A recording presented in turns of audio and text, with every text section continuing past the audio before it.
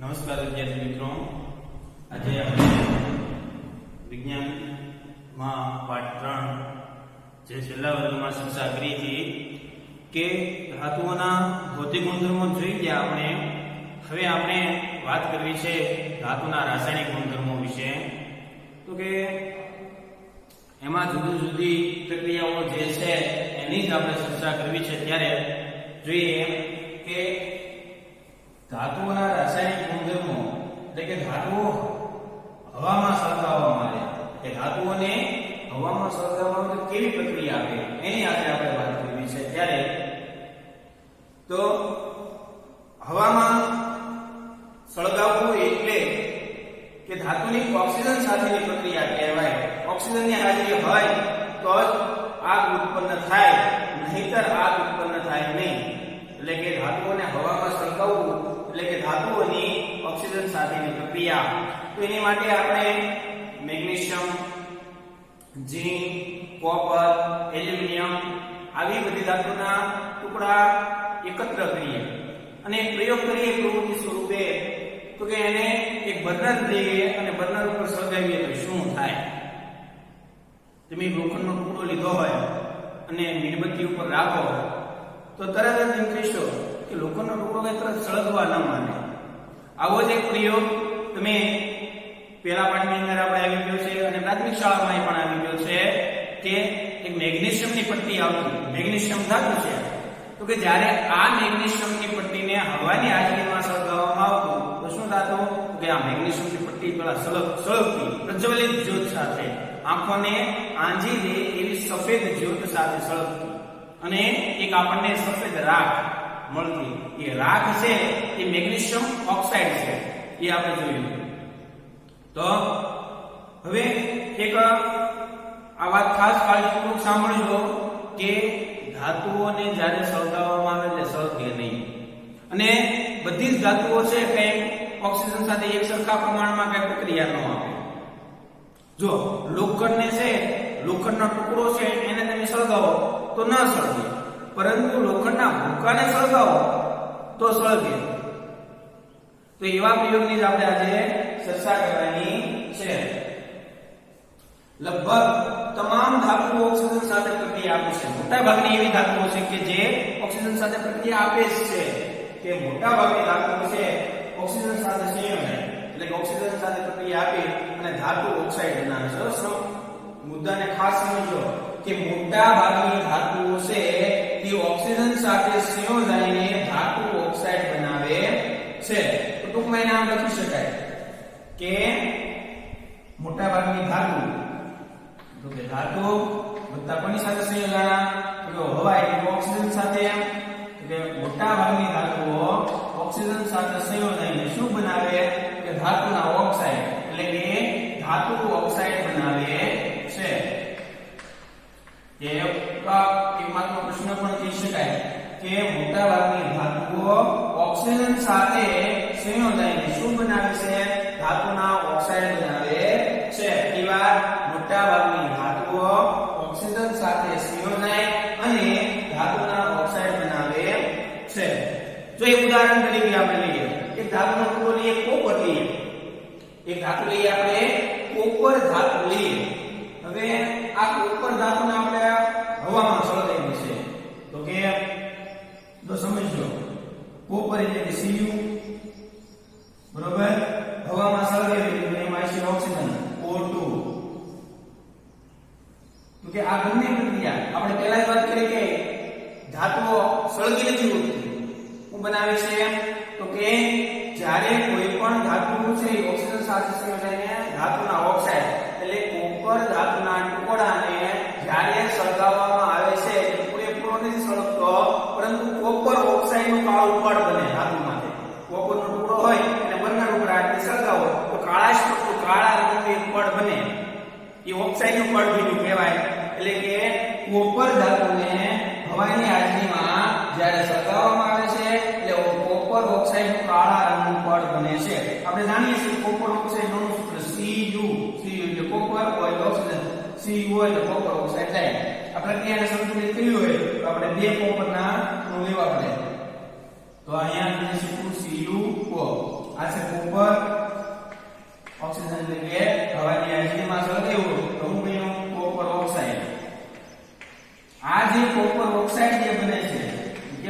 હશે કાળા રંગનું. આ કોપર ઓક્સાઇડ જે બને છે એનો રંગ કેવો હશે કાળો. એટલે ટૂંકમાં કોપર ધાતુના ટુકડાને હવાની હાજરીમાં સળગાવતા કાળા રંગના કોપર ઓક્સાઇડનું પડ બાજી જાય એવી હોય. જો આ પડ બાજે એનું એક કારણ છે. કાળા રંગનું પડ બાજે એટલે કે એનું વધારે ઓક્સિડેશન થઈ શકતું નથી. ત્યાં પ્રક્રિયા પૂરી થઈ જાય છે. એટલે કે કોપરને હવાની હાજરીમાં સળગાવતા કોપર ઓક્સાઇડ બને છે. રાસાયણિક ક્રિયા રાખી 2Cu+O2 2CO કોપર ઓક્સાઇડનું કાળા રંગનું પડ બને છે. હવે એવી જ રીતે આપણે બીજું પણ લઈ લઈએ એલ્યુમિનિયમ લઈ આવો. એલ્યુમિનિયમના ટુકડા એલ્યુમિનિયમ ધાતુનો ટુકડો એટલે કે એલ્યુમિનિયમ એટલે એને ઓક્સિજન હાજરીમાં સળગાવી O2 તો કે આપણને ખબર છે કે ધાતુ અને ઓક્સિજન સંયોજન થાય ધાતુ ઓક્સાઇડ બને. દાખલા તરીકે આ એલ્યુમિનિયમ શાબ્દિક સમીકરણ પહેલા કેવું લખીએ શાબ્દિક સમીકરણ કે એલ્યુમિનિયમ આ એલ્યુમિનિયમને આપણે હવાની હાજરીમાં સળગાવશું તો આપણે ખબર છે એલ્યુમિનિયમ ઓક્સાઇડ બનવાના છે. શું બનશે એલ્યુમિનિયમ. જો ઓક્સાઇડ બનશે એલ્યુમિનિયમ ઓક્સાઇડ બનવાનો છે. એલ્યુમિનિયમ ઓક્સાઇડ ધાતુ ઓક્સાઇડ થાય. હવે કે એલ્યુમિનિયમ ઓક્સાઇડ નું સૂત્ર એવું થાય Al2O3 યાદ રાખજો. એલ્યુમિનિયમ ઓક્સાઇડ નું સૂત્ર શું થાય Al2O3 પ્રક્રિયા સંતુલિત થઈ જાય. હાલો અહીં એલ્યુમિનિયમ કેટલા છે વિધિ અમે ભાઈ બે રાખવા પડે ને ભાઈ.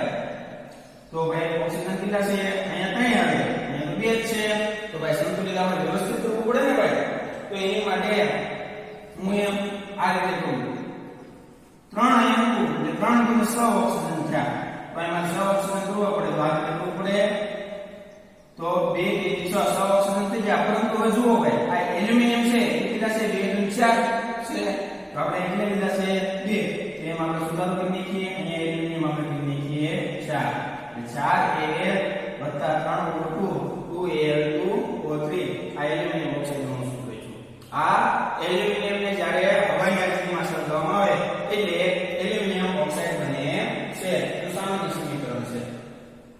જો આપણે વાત એવી કરી રહ્યા છીએ ધાતુ ઓક્સાઇડને જ્યારે ધાતુને જ્યારે હવાની હાજરીમાં એટલે ઓક્સિજનમાં જ્યારે સળગાવવામાં આવે છે ત્યારે ધાતુ ઓક્સાઇડ બને. આપણે બે ઉદાહરણ લીધા કે કોપરના ટુકડાને જ્યારે ઓક્સિજનની હાજરીમાં સળગાવવામાં આવે એટલે કાળા રંગનો કોપર ઓક્સાઇડ બને. ધાતુ ઓક્સાઇડ હંમેશા કાળા રંગના હોય.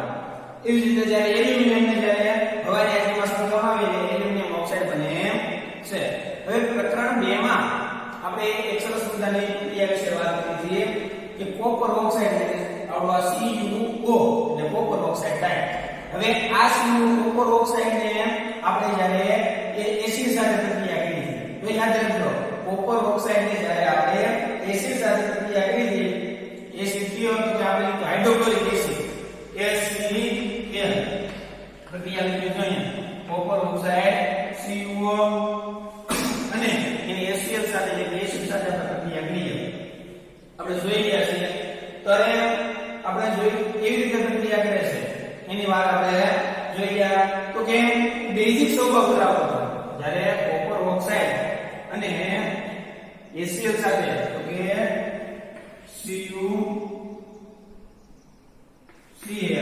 કોપર ક્લોરાઇડ અને વધે શું તો કે H2 વધતું હતું. તો પ્રક્રિયામાં શું કરવાની હાઇડ્રોજન કેટલા છે કે અહીંયા પણ આપણે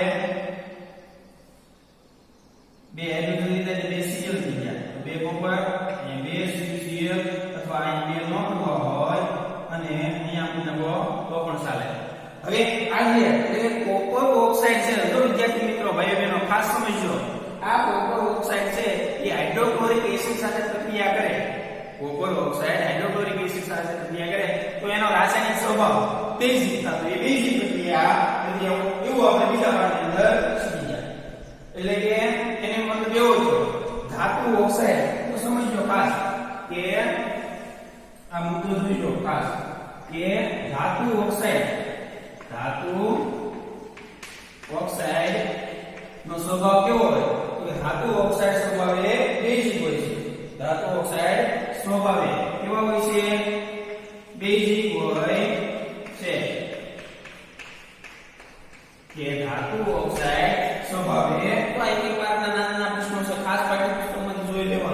કે ધાતુ ઓક્સાઇડ સ્વભાવે બેઝિક હોય છે, પરંતુ અમુક ધાતુ ઓક્સાઇડ એવા પણ છે, જો ધ્યાન રાખજો, અમુક ધાતુ ઓક્સાઇડ એવા પણ છે જે એસિડિક ગુણધર્મ ધરાવે છે અને બેઝિક ગુણધર્મ ધરાવે છે, એટલે બંને છે, એસિડિક છે અને બેઝિક છે.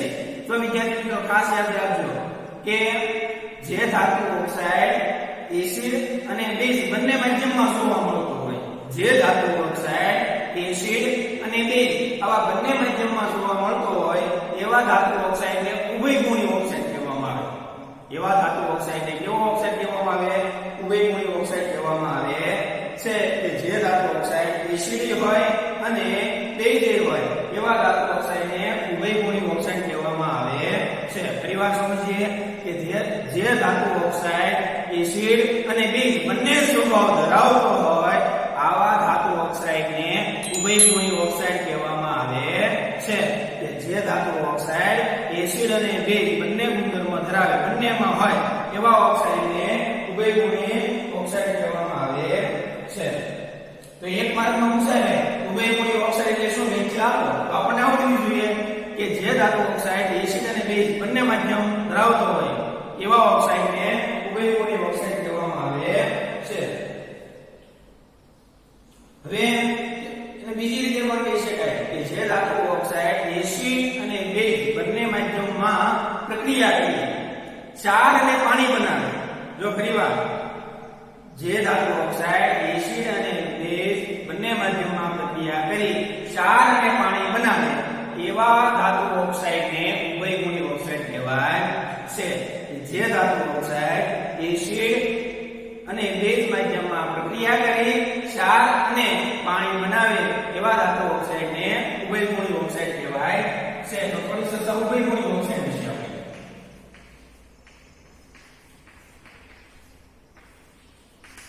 કોના વિશે વાત કરીએ હવે? ઉભયગુણી ઓક્સાઇડ. કે જે ધાતુ ઓક્સાઇડ એસિડ અને બેઝ માધ્યમમાં પ્રક્રિયા કરી ક્ષાર અને પાણી બનાવી નાખે એવા ધાતુ ઓક્સાઇડને ઉભયગુણી ઓક્સાઇડ કહેવાય છે. આપણા સિલેબસમાં બે મહત્વના અને આઈએમપી ઉભયગુણી ઓક્સાઇડ આવે છે જેનો આપણે ખૂબ કાળજીપૂર્વક યાદ રાખવાના છે. તો કે એક છે એલ્યુમિનિયમ ઓક્સાઇડ આવે છે. કયો આવે છે? કે એલ્યુમિનિયમ ઓક્સાઇડ અને ઝિંક ઓક્સાઇડ કે જે એસિડ અને બેઝ બંને માધ્યમમાં પ્રક્રિયા કરી અને ક્ષાર અને પાણી બનાવે છે. એક છે ઝિંક ઓક્સાઇડ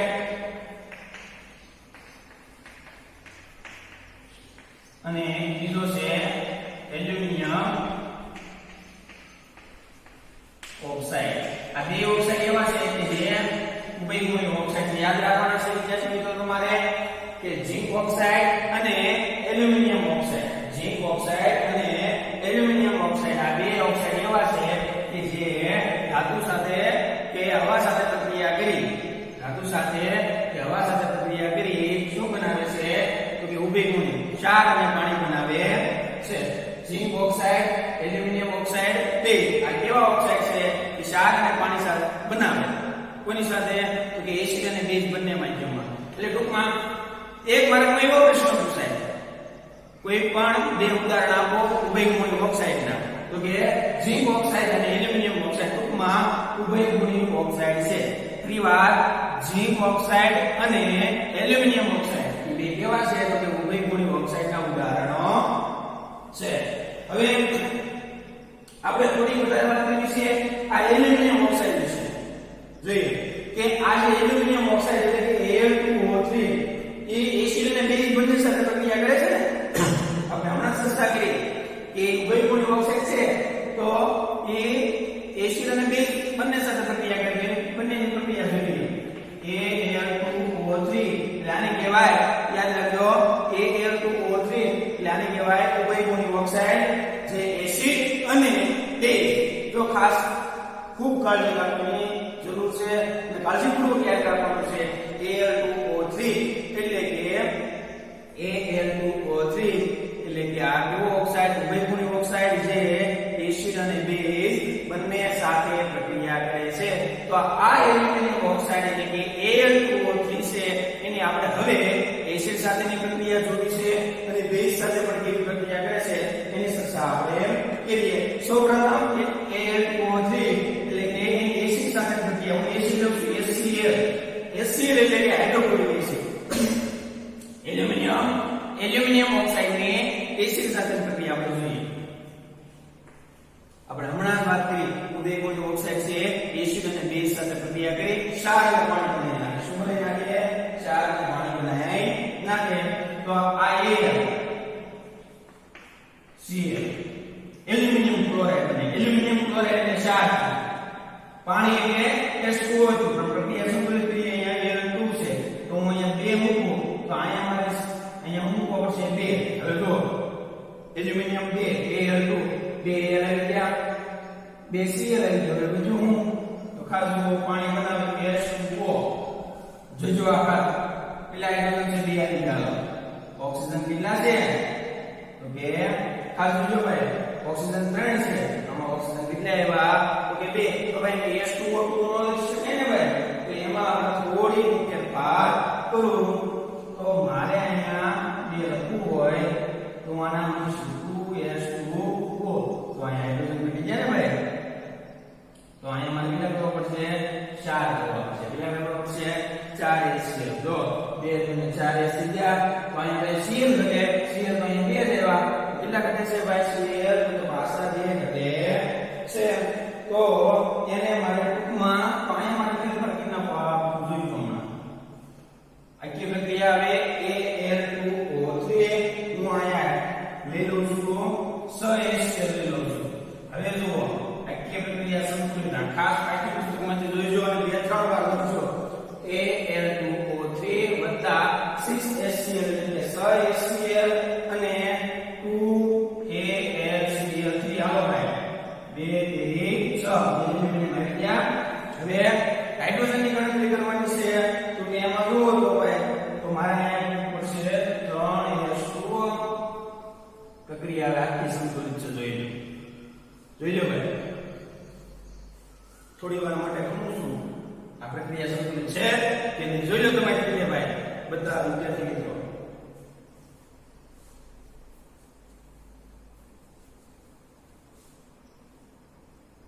હવે આપણે આ એલ્યુમિનિયમ ઓક્સાઇડ ની કોની સાથે પ્રક્રિયા કરી? એસિડ સાથે. હવે હું આ Al2O3 ની પ્રક્રિયામાં મારે બેઝ છે તમારે બેઝ સાથે બેઝ માટે હું એને સોડિયમ હાઇડ્રોક્સાઇડ લઉં NaOH એટલે સોડિયમ હાઇડ્રોક્સાઇડ લો ઉદયકોણિક ઓક્સાઇડ એવું બનાવે ક્ષાર અને પાણી. એનું ક્ષાર અને પાણી તો આમાં પણ શું બનશે?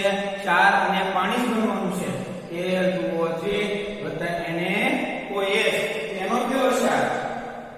તો કે આ Na લો Al આ 2 લો અને O3 NaAl 2 કાઢ નાખો. નામ આપણે વ્યવસ્થિત બનાવવું છે. NaAlO3 એક નામ બીજું બનાવવું યાદ આવે તમને યાદ આવે છે ભાઈ? અહીં હું પૂરાવું NaAlO2 બીજા પાઠમાં કઈ આવ્યું ભાઈ? NaAlO2 યાદ રાખો ભાઈ. NaAlO2 યાદ આવે છે? Sodium aluminium. આનું નામ છે સોડિયમ એલ્યુમિનિયમ. NaAlO2 એટલે સોડિયમ એલ્યુમિનિયમ નું નામ છે. આવી ગયું. હવે પ્રક્રિયા સંતુલિત આપણે કરીએ જે પાણી બને ને ભાઈ આ સોડિયમ એલ્યુમિનિયમ ક્ષાર છે વત્તા H2O. પ્રક્રિયા સંતુલિત કરવા માટે વિચાર કરો તો ભાઈ કેમ કરશું? તો કાંઈ કરવાની જરૂર નથી. અહીંયા આખું છે તો NaOH માં જે આપણે બેઝ લીધો છે એમાં પણ ફેરફાર કરવો પડશે. તો કે હું અહીંયા 2 મૂકી દઉં, અહીંયા પણ 2 મૂકી દઉં એટલે આખી પ્રક્રિયા કેવી થઈ ભાઈ? સંતુલિત થઈ ગઈ. તો આપણે ઉદયકોણિક ઓક્સાઇડની પ્રક્રિયા લખી. એમ કે ઉદયકોણિક ઓક્સાઇડ નું ઉદાહરણ કે નામ લખી એની પ્રક્રિયા લખો એસિડ અને બેઝ સાથે લખો. આ પ્રક્રિયા લખી શકાય. હવે બીજું ખૂબ વ્યવસ્થિત રીતે પાઠ્યપુસ્તકમાંથી જોઈ લેવાનું અને યાદ કરી લેવાનું. 5-4 પાઠ્યમાં લખી નાખવાનું જેથી કરીને આ પ્રક્રિયાઓ ભૂલાય નહીં. હવે આગળ વાત કરીએ મોટા ભાગના ધાતુ ઓક્સાઇડ પાણીમાં અથડાયેલો હોય છે. જો યાદ રાખો કે મોટા ભાગના ધાતુ ઓક્સાઇડ પાણીમાં અદ્રાવ્ય હોય છે. આ વસ્તુ ખાસ યાદ રાખજો કે મોટા ભાગના ધાતુ ઓક્સાઇડ પાણીમાં અદ્રાવ્ય હોય છે.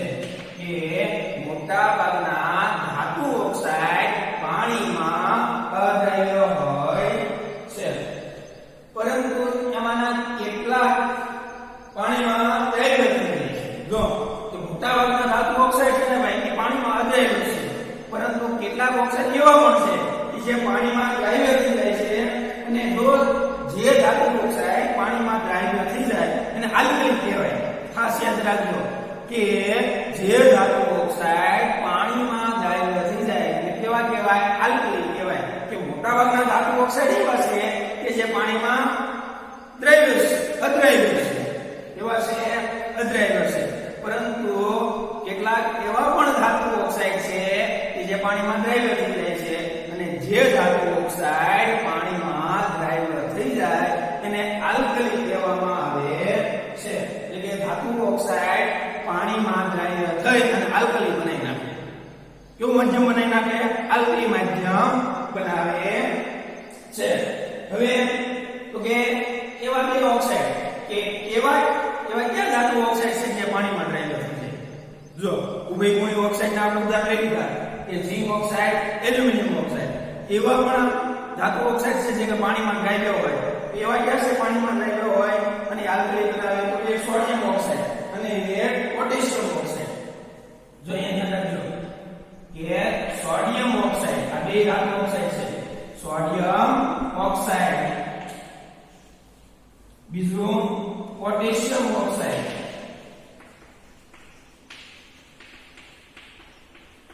આ બે ધાતુ ઓક્સાઇડની વાત કરે છે. સોડિયમ ઓક્સાઇડ અને પોટેશિયમ ઓક્સાઇડ આ બંને પાણીમાં દ્રાવ્ય છે. કેવા છે? પાણીમાં દ્રાવ્ય. સોડિયમ ઓક્સાઇડ અને પોટેશિયમ ઓક્સાઇડ. યાદ આવ્યું? જો એક થોડીક સસાટીમાં કે સોડિયમ ઓક્સાઇડ અને પોટેશિયમ ઓક્સાઇડ પાણીમાં દ્રાવ્ય છે, અને જો આપણે પહેલા જ વાત કરી આ શરૂ કર્યું ને કે બધી જ ધાતુઓ છે ઓક્સિજન પ્રત્યે જુદી જુદી રીતે પ્રતિક્રિયા આપે. આ સોડિયમ ધાતુ અને પોટેશિયમ ધાતુ ઓક્સિજન પ્રત્યે એટલી બધી તીવ્રતાની પ્રતિક્રિયા આપે કે જે હવાના સંપર્કમાં આવતા સીધી